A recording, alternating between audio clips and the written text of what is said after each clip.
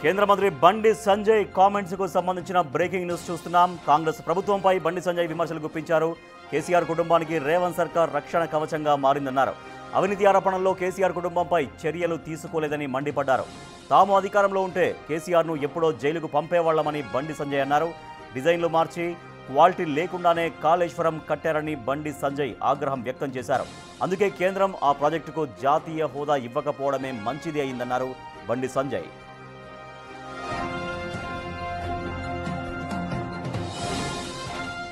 Kaleshwaram project అసలు భాగోతం రేవంత్ సర్కారు చెప్పాలని బండి సంజయ్ డిమాండ్ చేశారు. కాళేశ్వరం ప్రాజెక్టు లేకున్నా ఇప్పుడు పంట దిగుబడి పెరిగింది వాస్తవం కాదా అని ప్రశ్నించారు. కాళేశ్వరం ఫోన్ ట్యాపింగ్ కేసులో సీబీఐకి ఇవ్వాలని, ఇదే విషయాన్ని రాహుల్ గాంధీ సైతం డిమాండ్ చేశారని బండి సంజయ్ గుర్తు చేశారు.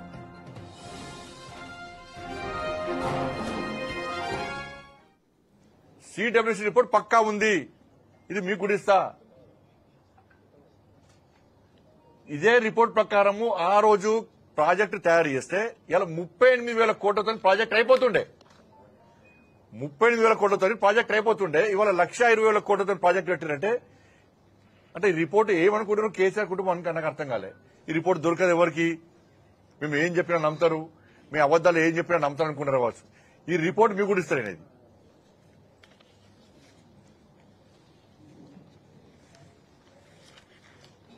దాంతోపాటు క్వాలిటీ లేకుండా కట్టింది వాస్తవం. ఇంకా వీళ్ళు దీనికి ఏం చేసేది తెలుసా? దీనికి ఇంకా వీళ్ళు జాతీయ హోదా ఇయ్యలే, పోలవరంకి ఇచ్చిర్రు, దీనికి జాతీయ హోదా ఇయ్యలే అన్నారు. జాతీయ హోదా ఇయ్యరాదు, ఇచ్చే అవకాశం లేకుండే. నిజంగా గిట్లా జాతీయ హోదా ఇస్తే ఇలా బీజేపీ పార్టీ పరిస్థితి ఏం చేయాలి, ప్రభుత్వ పరిస్థితి ఏం చేయాలా? దేశం మొత్తం ఏమందరు, దేశం మొత్తం అరే కేంద్ర ప్రభుత్వం జాతీయ హోదా ఇచ్చిన ప్రాజెక్టు మొత్తం కూలిపికింది అంటారు. ఇజ్జత్ పోతుండే ఇలా తెలంగాణ పరువు ఏమైతుండే మంట కలుస్తుండే. ఇలా కేంద్ర ప్రభుత్వం కూడా జాతీయ హోదా ఇస్తే ఇలా పరిస్థితి ఏంది? సిగ్గు లేకుండా మళ్ళీ ఇంకా అడుగుతున్నారు జాతీయ హోదా ఇవ్వాలి. మళ్ళీ కూలిపోయిన ప్రాజెక్టు ఇంకా జాతీయ హోదా ఇవ్వాలని మళ్ళీ అడుగుతున్నారు. ఇంకా మొన్న అడిగిరు మళ్ళా అలా కూలిపోతున్నది. ఇలా జాతీయ హోదా పరిస్థితి ఏంది? వాళ్ళ ఇయ్యరాదు, ఇచ్చే అవకాశం లేకుండా ఇస్తే పరిస్థితి ఏంది? వాళ్ళ తెలంగాణ పరువు ఏమైతుండే? అలా మంట కలుస్తుండే. ఎన్డీఎస్ఏ రిపోర్ట్ ఇచ్చింది, national dam safety authority report ఇచ్చింది. దాన్ని ఏమంటారంటే ఇదట ఎన్డీఏ కమిటీ అట. మరి ఎన్డీఎస్ అనే ఒక రాజ్యాంగబద్ధ సంస్థ. ఈ ఎన్డీఎస్ అని ఎవరు కమిటీ ప్రకటించింది? ఇలా పార్లమెంట్, సాక్షాత్ పార్లమెంట్ లో చర్చ జరిగింది కమిటీ గురించి. సాక్షాత్తు పార్లమెంట్ అనౌన్స్ చేసిన కమిటీ ఇది. దీనిలో మరి బీఆర్ఎస్ వాళ్ళు తాగి అన్నారు. ఆ రోజు ఎందుకు మాట్లాడలే మీరు? ఇది అర్ధరాత్రి తాగి కూర్చున్నటువంటి కమిటీ కాదు, ఇది రాజ్యాంగబద్ధ సంస్థ ఎన్డీఎస్ఏ. వాళ్ళు ఇచ్చిన రిపోర్ట్ తప్పట. అంటే ఇక కేసీఆర్ తుపాకి రాము టోపీ పెట్టి చేత కట్టబెట్టి ఇగో ఇదే ప్రాజెక్టు అంటే కరెక్టా? ఎన్డీఎస్ఏలా ఎంతమంది నిపుణులు ఉంటారు, ఎంతమంది మేధావులు ఉంటారు? వాళ్ళొచ్చి ప్రాజెక్టు పనికిరాదు, క్వాలిటీ లేకుండా కట్టిండ్రు అని చెప్పి వాళ్ళు చెప్తే ఇది ఎన్డీఏ నివేదికనట. అంటే కేసీఆర్ కూడా పోటుగాడు. మరి చదివి చెప్తారండి మళ్ళీ ఇప్పుడు. సరే నేనే ఇంజనీర్ను, నాకంటే ఎక్కువ తెలుసా అని ఆ రోజు అన్నావు కేసీఆర్. ఇవాళ మరి ఇలా క్యాబినెట్ ఎందుకంటున్నావు? సబ్ కమిటీ ఎందుకంటున్నావు? మరి రేవంత్ రెడ్డి సర్కార్ ఇవాళ క్యాబినెట్ కమిటీ నివేదికను ప్రజలకు చెప్పొచ్చు కదా. సీక్రెట్ విషయం కావచ్చు, కానీ ప్రజలు ఇంత చర్చ జరుగుతున్నప్పుడు క్యాబినెట్ లో నిర్ణయం జరగలేదు, సబ్ కమిటీ సంబంధం లేదు.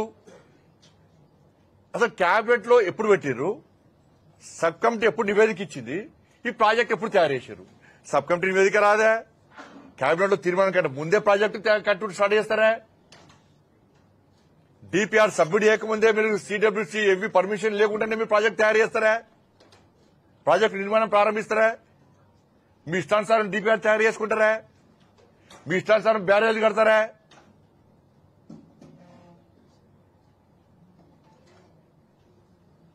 ఏమంటున్నారు? కాళేశ్వరం వల్ల పంట దిగుబడి ఫుల్ పెరిగింది అంటున్నారు. ఇవాళ ఏడ పెరిగింది? అప్పుడు ఏం చేసిండ్రు? వర్షపు నీళ్లు, బోర్ నీళ్లు, మోర్ నీళ్లు పడితే పూలు చల్లురు, అక్షం చల్లురు, కాళేశ్వరం నీళ్ళు అన్నారు. ఏడ నీళ్లు కనబడతారో పూలు చల్లుడే. నీళ్లు కనబడితే పాపం పూలు చల్లుతున్నారు, అక్షింత చల్లుతున్నారు, కాళేశ్వరం నీళ్ళు అంటున్నారు.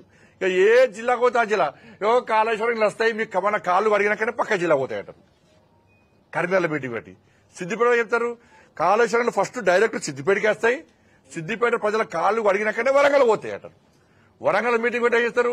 డైరెక్ట్ నీళ్లు కాళేశ్వరం వరంగల్కి వస్తాయి, వరంగల్ కాళ్ళు అడిగినాకనే ఇంకొకటి పోతాయి అంటారు. 7 కాలాలుడే వర్షపు నీళ్లను, బోర్ నీళ్లను, మోర్ నీళ్లను అక్షంతలు వేసి పూలు చల్లి కాళేశ్వరం ఉన్నారు.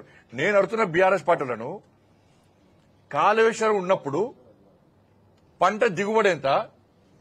కాళేశ్వరం ప్రాజెక్ట్ లేదు, ఇలా పంట దిగుబడి ఎంత? మరి పంట దిగుబడి కాళేశ్వరం ప్రాజెక్టు లేకున్నప్పుడు కూడా పంట దిగుబడి ఎందుకు పెరిగింది? ఇవాళ సమాధానం చెప్పండి దీనికి. మీకు కాళేశ్వరం ప్రాజెక్టు ఉన్నప్పుడు పంట దిగుబడి ఎంత, ఇప్పుడు పంట దిగుబడి ఎంతనో ఇవాళ రాష్ట్ర ప్రభుత్వం అధికారులు లెక్కలు పెట్టబడుతున్నాయి. ఇవాళ దాని మీద బీఆర్ఎస్ పట్టుదల సమాధానం చెప్పాలి. కాళేశ్వరం వల్ల ఏం ఫాయిదా ఏర్పడ్డది తెలంగాణ రాష్ట్రానికి? ఈ ఎన్డీఎస్ రిపోర్ట్ కూడా ఇదే. ఇప్పుడు క్యాబినెట్ సబ్ కమిటీ అన్న పేపర్స్ ఉన్నాయి, క్యాబినెట్ సబ్ కమిటీకి సంబంధించి నివేదిక ఎప్పుడొచ్చింది, ప్రాజెక్ట్ ఎప్పుడు తయారు చేశారు? ఈ నివేదిక రాకముందు ప్రాజెక్ట్ వాళ్ళ పని వాళ్ళు చేస్తూ ఉన్నారు. ప్రాజెక్ట్ నిర్మాణ పనులు ప్రారంభమైనాయి. కేసీఆర్ గవర్నమెంట్ లా ఒక్కసారి మీరు కూడా ఆలోచించాలని, మనం కూడా ఆలోచించాలి. కేసీఆర్ గవర్నమెంట్ లో ఇంకొకరి మాట వెళ్తుందా? కేసీఆర్ అనే వ్యక్తి క్యాబినెట్ పట్టించుకున్నాడా? క్యాబినెట్ మీటింగ్ పెడుతున్నానా? పెడితే ఏం ఆడుతుండే? చాలా తాగి పంపిస్తుండే. కేసీఆర్ అనే వ్యక్తి ఇంకొకరి మాట వింటుండనా? ఇవన్నీ తప్పే. సబ్ కమిటీ తప్పే, క్యాబినెట్ తప్పే, ఏకఛత్రాధిపతి నిర్ణయం, ఏక్ నిరంజన్ కా పార్టీ, ఏక్ నిరంజన్ నిర్ణయాలు అవన్నీ కూడా. ఆయన చెప్పింది ఆయనే చెప్పుకునే నేనే పెద్ద ఇంజనీరు, నేనే పెద్ద డాక్టర్ అని. కోవిడ్ వచ్చిందంటే డోలో వేసుకోమన్నాడు. కాళేశ్వరం ప్రాజెక్ట్ నేనే కట్టాడు. ఆయనే పెద్ద రైట్ అది తుపాకీ టోపు పెట్టి ఆడ పొడుగుతాడు ఏదైనా ఫామ్ హౌస్ లా. మీడియాలో పెద్ద బ్రేకింగ్, మొత్తం షేకింగ్, ఫ్రంట్ పై ఫోటోలు. తుపాగ్రామి టోపు చేయడు, చెల్ల కట్టడియలే ఉన్న రోజులు.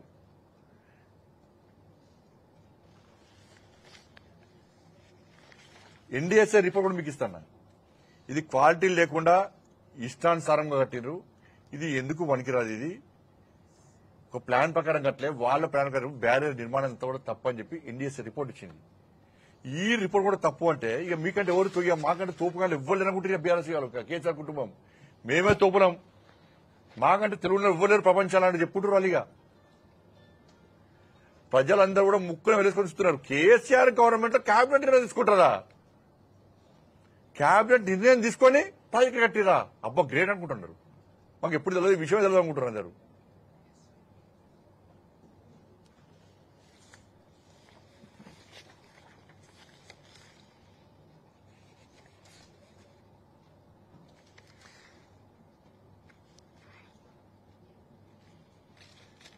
కాబట్టి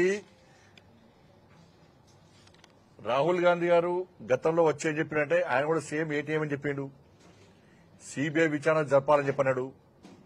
ఇవాళ రేవంత్ రెడ్డి ప్రభుత్వం వచ్చిన తర్వాత వాళ్ళు విచారణ చేస్తలేరు, సిబిఐకి ఇస్తలేరు. ఫోన్ ట్యాపింగ్ కేసు కానీ, కాళేశ్వరం కేసు కానీ. మీతో కాదు, ఢిల్లీలో ఎవరితో లాబింగ్ చేయాలో, ఎక్కడ మూటలు అప్పచెప్పానో అక్కడ మూటా ముళ్ళే అన్ని కేసీఆర్ పై అప్పచెప్తున్నాడు. ఇది తూతూ మంత్రంగా మాత్రమే విచారణ కొనసాగుతుంది. నాకు తెలిసి అంతా ప్రజలు తెలుసు, ప్రజలు కూడా ఆచారం వ్యక్తం చేస్తున్నారు. ఇంతవరకు రేవంత్ రెడ్డి గారి సర్కార్ ఏర్పడిన తర్వాత, కాంగ్రెస్ పార్టీ ప్రభుత్వం ఏర్పడిన తర్వాత ఏ ఒక్క అవినీతి అక్రమాల మీద పూర్తి స్థాయి విచారణ జరిగిందా? సంవత్సరం దాటే మీరు ప్రభుత్వం ఏర్పడి ఏ ఒక్క అవినీతిలో విచారణ జరిగిందా పూర్తి స్థాయిగా? అన్నిటికీ కమిటీ అన్నారు, అన్నిటికీ విచారణ అంటున్నారు. ఒక్క నివేదిక ఇంత రాలే, దీని మీద రాలే.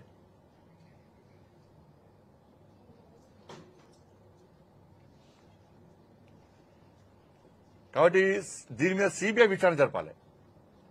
దీని మీద సిబిఐ విచారణ రాష్ట్ర ప్రభుత్వం కోరాలి. ఈ రాష్ట్ర ప్రభుత్వం మీద మాకు నమ్మకం లేదు.